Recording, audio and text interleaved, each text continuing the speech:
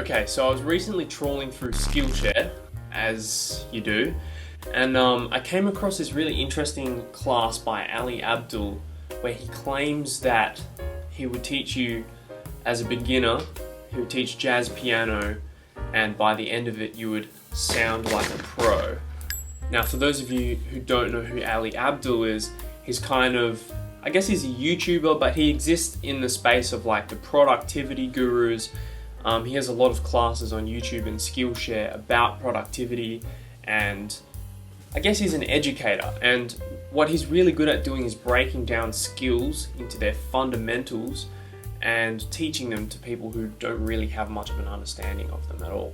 Now, I was very intrigued straight away, so I decided to watch some of his class, and essentially he's there being taught by his friend who knows a bit of jazz piano, I would say. And he's teaching him basically a few fragments of language, a couple of licks to sound like complex jazz phrases. And it kind of can help you sound like you know how to play jazz in a very short amount of time, basically. Importantly, we're trying to hack jazz piano. Bruh.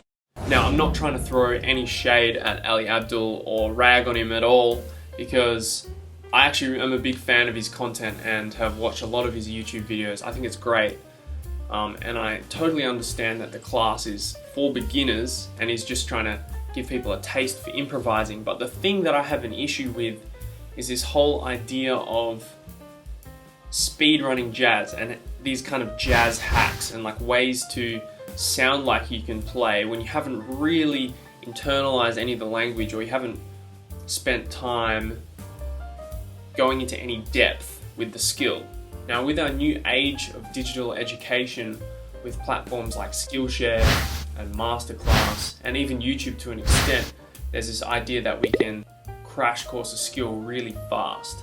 But the problem is that with skills like jazz, learning the jazz language and mastering an instrument, you can't hack your way through it, you can't speed run it. It really requires depth and nuance.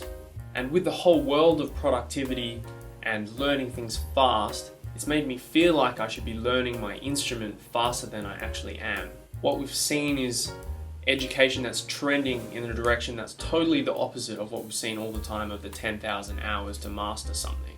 But the truth is, with a skill like jazz that is so deep and nuanced, there are no shortcuts, there are no hacks, and it's definitely not a race. I've also noticed with social media that young artists like myself tend to feel less inclined to work on deep and creative projects to connect with our audiences, and are kind of feeling like we're pushed towards fast content for Instagram Reels and TikTok.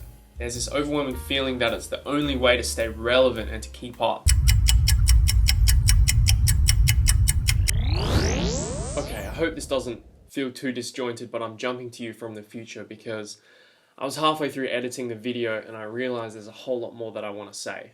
Now, the first thing that I wanted to clarify was that I don't think social media is bad in the way that I made it out to seem when I first recorded the video. I think short form content is a great way to reach an audience, but I think there's this overwhelming feeling for us as artists that society less and less values mastery of a skill like music. Now, in the last week, I've actually been reading this book called Mastery by Greene, and Greene makes this exact point that society has devalued the mastery of skills, and it's now kind of seen as old school and archaic to dedicate your life to mastering a skill.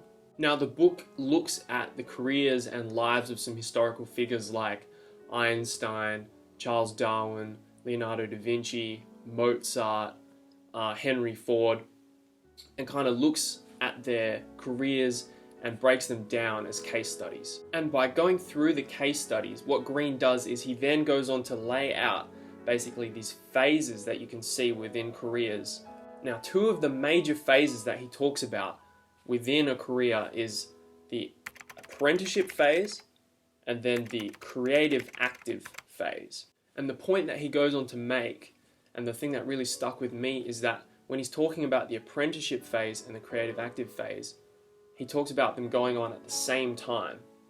So even when you move on to the creative active phase, you're still an apprentice, you're still working on your skill set, you're still constantly trying to refine what you do. And I think that's especially important for us as musicians, is this slow, long-term growth and this long-term dedication to the process of mastery.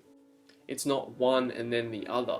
So even when we've moved on to being creative and active and trying to create things of value for society and share things with others, as artists, we're still working on our skill set. And I think that's so relevant to the discussion about speedrunning jazz and trying to learn everything really quickly and then go on to make things. It's not one and then the other.